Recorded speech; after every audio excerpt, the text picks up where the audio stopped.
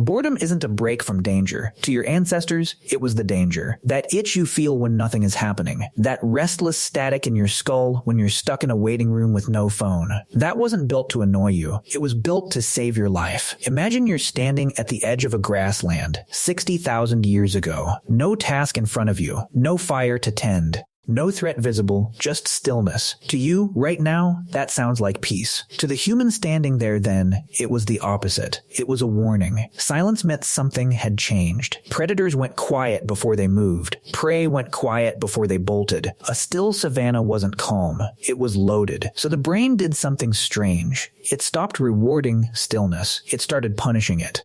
Boredom is not the absence of stimulation. It's a stress signal. It's your ancestral alarm system telling you, pay attention, something is wrong, you are exposed. Here's the mechanism, and it's more specific than most people assume. The brain runs on a dopamine-based novelty detection system. Neuroscientist Wolfram Schultz's work on dopamine neurons in the 1990s showed something researchers didn't expect. Dopamine doesn't just fire when you get a reward. It fires in anticipation of new information. It fires when something unexpected happens. For a hunter-gatherer, new information wasn't entertainment. It was survival data. A rustle in the grass. A shift in wind. A change in animal calls. Every one of those signals could mean food, or could mean death. So the brain wired novelty, seeking directly into the threat detection system, not as a luxury, as infrastructure. Which means when nothing new is happening, the system doesn't relax. It escalates. It starts treating the lack of information as a gap that needs to be filled, urgently. Because for 200,000 years, an information gap was often a survival gap. Stillness meant you might be missing something that could kill you. That's the twist most people never hear. We assume boredom means I am safe and comfortable, and now I am dissatisfied for no reason. But your nervous system doesn't read it that way. It reads a lack of stimulation as a lack of awareness. And a lack of awareness on the savannah got people killed by things they didn't see coming. Boredom isn't your brain being spoiled. It's your brain assuming you've stopped scanning for threats and trying to force you to start again. And here's where it gets stranger. Studies on sensory deprivation, going back to research in the 1950s at McGill University, found that people placed in rooms with minimal stimulation didn't drift into peaceful calm. They became distressed. Some experienced hallucinations within hours. The mind didn't experience emptiness as rest. It experienced emptiness as a void it needed to urgently fill, sometimes inventing threats or images out of nothing at all. An ancestral brain left with no input doesn't shut down.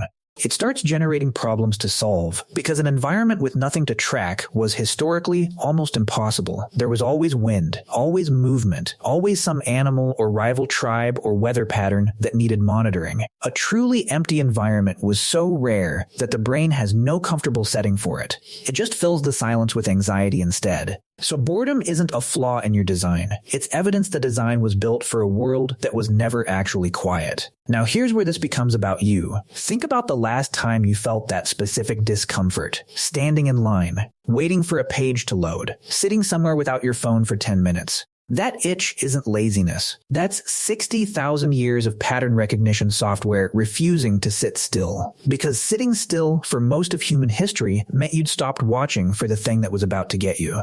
Your phone didn't create this problem. It found it already there and gave it an outlet. Every time you reach for your phone in a quiet moment, you're not seeking entertainment. You're feeding a threat detection system that was built to constantly scan for change. Your brain doesn't know the difference between checking for predators and checking for notifications. Both feel like closing an information gap. Both feel physiologically like relief. That's why boredom is so hard to sit with. It's not asking you to relax. It's asking you to keep watching. And that's why the fix for boredom was never entertainment. Entertainment just replaced the grassland. The scanning never stopped. This is also why your worst thoughts show up when you're doing nothing. Not when you're busy. Not when you're distracted. In the shower. Lying in bed at 2 a.m. Sitting in traffic with no music on. Because your ancestral brain uses stillness as an invitation to search. And if there's no external threat to find, it turns inward and starts searching there instead. It scans your relationships, your mistakes, your uncertainties. Not because something is wrong with you. Because the scanning mechanism doesn't have an off switch. It only has a redirect. Imagine your ancestor crouched in tall grass at dusk, ears tuned to every sound. Because the ones who tuned out didn't pass on their genes. That That hypervigilance didn't disappear when the grass became a living room. It just lost its target. Imagine sitting completely still in a room with no light, no sound, no task, and feeling your own mind start to manufacture something to focus on. Because true nothingness was never part of the deal your biology signed up for. Imagine every ancestor who ever survived a night by staying alert to changes in the wind, passing that alertness down through thousands of generations, until it landed in you, now restless in a waiting room, for no reason you can name. You are not weak for struggling with silence. You are running code written for a world that was never actually silent. Every generation before you lived in an environment demanding constant vigilance. Yours is the first in history to sit in rooms engineered for total stillness, climate-controlled, threat-free, soundproofed, and your body still doesn't trust it. That tension you feel when you try to just sit there, doing nothing, thinking nothing, that's not a personality flaw. That's an alarm system that has never once been told the war is over. So the next time boredom hits and your hand drifts towards your phone before you've even decided to move it, remember what that reflex actually is. It's not weakness. It's an ancient watchman, still at his post, still scanning a grassland that disappeared 10,000 years ago, refusing to believe the danger ever really left.